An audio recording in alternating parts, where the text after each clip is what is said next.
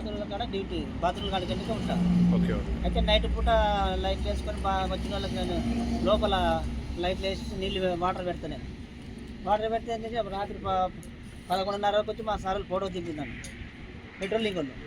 Photo దిగినప్పుడు 2 చెరుకు ట్రాక్టర్లు ఆగినాయి, 2 చెరుకు బండ్లు ఆగినాయి. ఆయనాక వచ్చి మళ్ళీ పండుకున్నాక ఇది 3 గంటలకు వచ్చింటుంది బండి కారు. 3:30కి అటాక్షన్ జరిగింది. నాకు ఆల్రెడీ బయట గడ పెట్టింది. అది శబ్దం వాళ్ళు ఇది అయినప్పుడు నాకు శబ్దం వచ్చింది. ఏంది లొల్లి అవుతుంది, ఆడపిల్లలు అరుస్తున్నారని నేను చూసిన. బయటకు వద్దామంటే బయట గడ పెట్టింది. రానికి ఇబ్బంది. వాళ్ళు వెళ్ళిపోయినాక ఈ కారులో ఆడపిల్లలు వచ్చి నాకు గడ తీసింది. అప్పుడు చూస్తే బాగా దెబ్బలు, వాళ్ళ ఘోరంగా దెబ్బలు. అప్పుడప్పుడు అంబులెన్స్ పిలిపించి మా పెట్రోలింగ్ పిలిపించి అంబులెన్స్లో పంపించి మళ్ళీ పోలీసులు వచ్చినాక ఇట్లా చెరుకు పనులు సరిపోయాయని చెప్తే వాళ్ళు పోయి వాళ్ళని పట్టుకొచ్చింది, డ్రైవర్లను పట్టుకొచ్చి స్టేషన్లో ఇది చేసింది.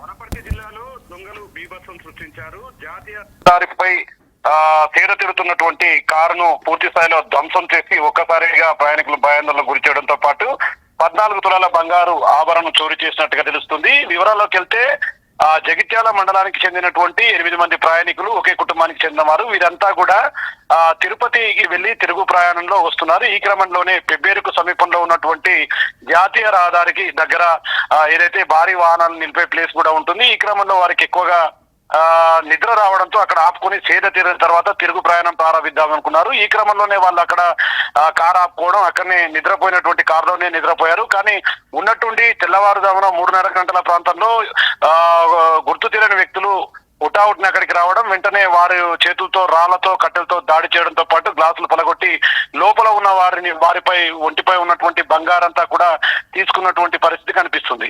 ముఖ్యంగా ఈ దొంగలు అక్కడ బీభత్సం సృష్టిస్తున్న సమయంలో తెల్లవారుజామున కావడం, పూర్తి స్థాయిలో హైవేపై ఉన్నప్పటికీ కూడా వారి అరుపులు అనేది పెద్దగా వాహనాల గోలకు ఎవరికి వినిపించకపోవడంతో దొంగలు హుటాహుటిన వెంటనే అక్కడ నుంచి జారుకున్నటువంటి పరిస్థితి అయితే కనిపిస్తుంది. మొత్తంగా వివరాలను తెలుసుకున్నటువంటి జిల్లా ఎస్పీ గిరిధర్ కావచ్చు, అదేవిధంగా స్థానిక సిఐ రాంబాబు కూడా ఆ సంఘటనా స్థలానికి చేరాడు. అక్కడ క్లూ స్ట్రీమ్ ఆధారంగా పూర్తి వివరాలను సేకరించే ప్రయత్నంలో అయితే పోలీసులు ఉన్నారు. ముఖ్యంగా చాలా రోజుల తర్వాత ఇలా హైవేల మీద దారి దోపిడీలు జరుగుతున్నాయని తెలుస్తుండటంతో ఒక్కసారిగా జిల్లా వ్యాప్తంగా ఉన్నటువంటి వారంతా కావచ్చు, మరియు అదేవిధంగా పూర్తి స్థాయిలో వాహనాలలో ప్రయాణించే వారంతా కూడా భయాందోళనకు గురవుతున్నటువంటి పరిస్థితి అయితే కనిపిస్తుంది. గతంలో ఎప్పుడు కూడా ఈ హైవేలపై ఇట్లాంటి ఘటనలు చోటు చేసుకోకపోవడం, తిరిగి ఇది రిపీట్ కావడంతో ఒక్కసారిగా పోలీసులు అలర్ట్ అయ్యారు. ఆ సందర్భంలో అటువైపుగా ఎవరెవరు వచ్చారు, పూర్తిగా ఎవరు ఈ దాడికి పాల్పడి ఉంటారనే క్రమంలో కూడా పోలీసులు అయితే ఎంక్వైరీ స్టార్ట్ చేశారు. చుట్టుపక్కల ఉన్నటువంటి సీసీ కెమెరాలను కూడా పరిశీలించే పనిలో అయితే పోలీసులు పడ్డట్టుగా తెలుస్తుంది. ఏది ఏమైనప్పటికీ పూర్తిగా తమను భయాందోళనకు గురి చేయడంతో పాటు తమపై దాడి జరిగిందని చెప్పి కూడా అక్కడ ఉన్న వారంతా కూడా చెప్పారు. వెంటనే వారిని స్థానికంగా ఉన్నటువంటి ప్రభుత్వ ఆసుపత్రికి అయితే తరలించారు. ఇది పెబ్బేరుకు సమీపంలో ఉండడం, అదేవిధంగా ఇక్కడ భారీ వాహనాలను నిలిపే క్రమం, మూత్రశాలలు అవన్నీ కూడా ఉంటాయి. అక్కడే సేద తీరుతూ వాళ్ళు కాలకృత్యాలు కూడా తీర్చుకుందామనే ఆలోచనలో ఉన్న క్రమంలో ఇదంతా జరిగిందని చెప్పి కూడా వాళ్ళు చెప్తున్నటువంటి పరిస్థితి అయితే కనిపిస్తుంది. ఏదేమైనప్పటికీ ఈ విధంగా రోడ్డుపై ఆపి సేద తీరుతున్న వారిపై ఒక్కసారిగా దాడి అనేది కూడా చుట్టుపక్కల ప్రాంతాల ప్రజలంతా కూడా భయాందోళనకు గురవుతున్నటువంటి పరిస్థితి కనిపిస్తుంది. దీనిపై క్లూ స్ట్రీమ్ ఆధారంగా త్వరలోనే వారిని పట్టుకుంటాము, ఎవరు భయపడాల్సిన పని లేదని చెప్పి కూడా స్థానికంగా ఉన్నటువంటి సిఐ రాంబాబు కావచ్చు, అదేవిధంగా ఎస్పీ గిరిధర్ రావు కూడా దీని మీద ఫుల్ క్లారిటీ ఇచ్చినటువంటి పరిస్థితి అయితే కనిపిస్తుంది. ఇప్పటికీ వారి మీద పూర్తిస్థాయిలో ఎంక్వైరీ ప్రారంభమైంది. అసలు ఏ విధంగా అంటే ఎలా జరిగింది, వాహనంలో వచ్చి వాళ్ళు దోపిడీ చేశారా, లేదంటే 2 వీలర్స్ పై వచ్చారా, వాళ్ళు ఎక్కడికి చెందిన వాళ్ళు, ఈ రాష్ట్రమా పక్క రాష్ట్రమా, ఈ కోణంలో కూడా పోలీసులు అయితే ఎంక్వైరీ స్టార్ట్ చేసినటువంటి పరిస్థితి కనిపిస్తుంది. ఇక వారిని క్షేమంగా వారి ప్రాంతాలకైతే పోలీసులు తరలించారు. వారి కుటుంబ సభ్యులకు వాళ్ళకి అప్పగించి పోలీస్ స్టేషన్ లో కేసు అయితే తీసుకున్నటువంటి పరిస్థితి అయితే ఇక్కడ కనిపిస్తుంది. ముఖ్యంగా చాలా చోట్ల కూడా ఇళ్లలోకి రావడం, దొంగలు ఇల్లు తాళాలు పగలగొట్టి ఇళ్లలో ఉన్నటువంటి సొమ్మును దోచుకుపోయే పరిస్థితి గతంలో కనిపించింది. కానీ ఈ రకంగా హైవే మీద ఆగి ఉండడం, వెంటనే ఈ విధంగా హైవే పైనే దారి దోపిడీకి ప్రయత్నించడంతో పూర్తి స్థాయిలో ఇదొక హాట్ టాపిక్ గా మారినటువంటి పరిస్థితి అయితే కనిపిస్తుంది. త్వరలోనే వీరిని అరెస్టు చేసి పోలీసులు కేసులు ఛేదిస్తామని చెప్పి కూడా చెప్తున్నటువంటి పరిస్థితి ఇక్కడ కనిపిస్తుంది. నేను కూడా బాత్రూమ్ల కాడ డ్యూటీ బాత్రూమ్ల కాడికి వెళ్ళి ఉంటా.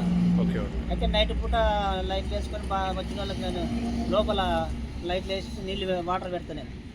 వాటర్ పెడితే ఏం చేసి రాత్రి 11:30 వచ్చి మా సార్లు ఫోటో దిగుతున్నాను పెట్రోలింగ్ వాళ్ళు పూట దిగినప్పుడు 2 చెరుకు ట్రాక్టర్లు ఆగినాయి, 2 చెరుకు బండ్లు ఆగినాయి.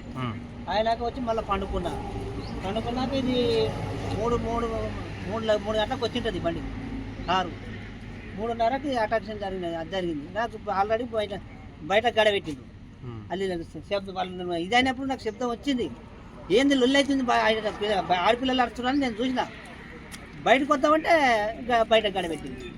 రానికి ఇబ్బంది. వాళ్ళు వెళ్ళిపోయినాక ఈ కారులో ఆడపిల్లలు వచ్చి నా గడ తీసింది. అప్పుడు చూస్తే బాగా దెబ్బలు, వాళ్ళ ఘోరంగా దెబ్బలు.